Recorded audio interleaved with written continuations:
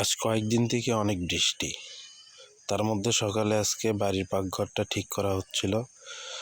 আজকে ঠিক না করলে হয়তোবা বৃষ্টি বা বাতাস উঠলে হয়তোবা ঘরটা পড়ে যেত। পরে আবার এক হাত করে আগাপাস করে নিলাম। এগুলো করার পর নতুন করে ওই যে পিলিয়ারগুলো দেওয়া হলো।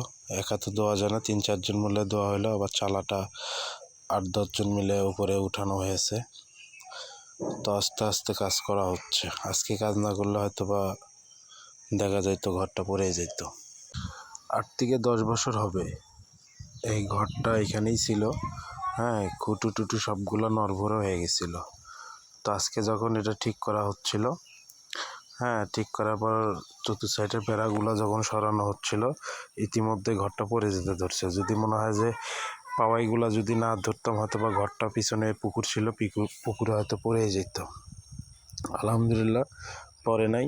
পরে লোকজন আসলো, আসার পর ধরে উপরে ঘরটা তুলে দেওয়া হলো, দিয়ে ইনশাল্লাহ এখন অলমোস্ট ক্লিয়ার।